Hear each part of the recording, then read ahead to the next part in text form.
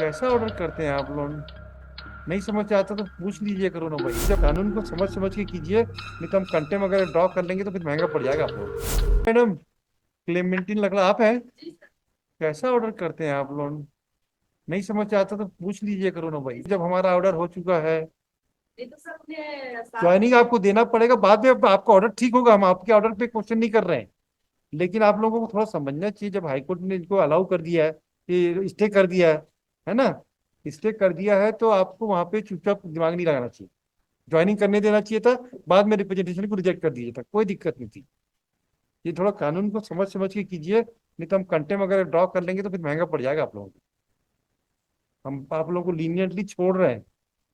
अगर जिस दिन हमको लगा कि हमें एक्शन लेना जरूरी हो गया तो हम उस दिन हिचकेंगे भी नहीं फिर। थोड़ा सोच समझ के थोड़ा काम करें।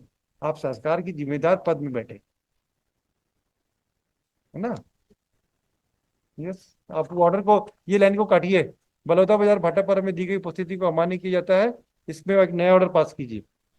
इसको रहने दीजिएगा, बाकी जो आपका ट्रांसफर का ऑर्डर है वो अलग इशू है। जी। वी आर नॉट, अभी तो हम उसको एग्जामिन नहीं कर रहे हमें कोई और ऑर्डर भी नहीं दिया गया after joining.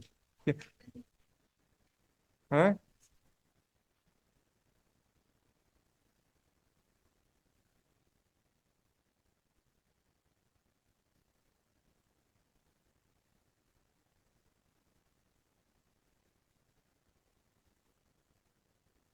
Now I will issue notice complaint to DT Singh.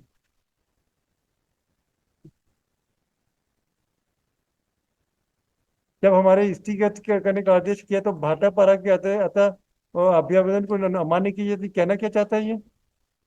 So he has given joining after the honorable court order. हाँ, And thereafter they had rejected because when reject करें, कोई he दिक्कत has नहीं है। when he has no no given no, rejection is no difficulty, but what is he has to allowed to join duty there only. he joined lordship thereafter they had तो rejected. ये लिखना, ये क्यों लिख रहे हैं, यही तो हम कह रहे हैं। Uh, यही तो पेज है भाई।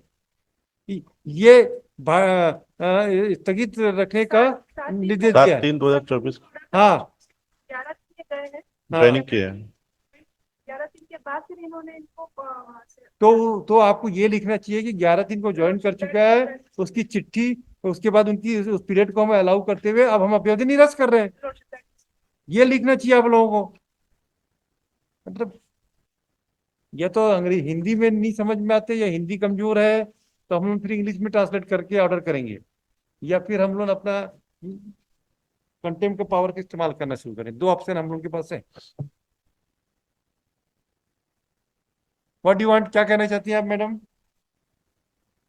सर हमने उनकी ज्वाइनिंग को ही अमान्य किया है। क्यों किया आपने? किस अधिकार से आप आदेश कर सकते हैं ज्वाइनिंग को? अगर हाईकोर्ट ने स्टे किया है, issue notice contempt proceeding, will draw contempt proceeding, nothing. समझने कोई थकातीर नहीं है इन लोग।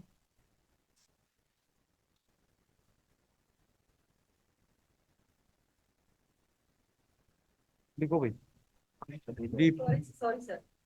आप लोग समझ में नहीं आता है क्या? इनका कौन है, मिनिस्टर कौन है? GAD का मिनिस्टर कौन है? ऑनरेबल चीफ मिनिस्टर है ना। जी सर ठीक है सर। कॉपी टू चीफ मिनिस्टर भेजते हैं कि आपके ऑफिसर कुछ समझने ही नहीं चाहते हैं, या जानबूझ के नहीं समझते हैं। आप देख लें कि आप अपना एडमिनिस्ट्रेशन कैसा चलाएगी government. These all people should be transferred from there, and disciplinary action has to be taken against these people. What, madam, you are defending them?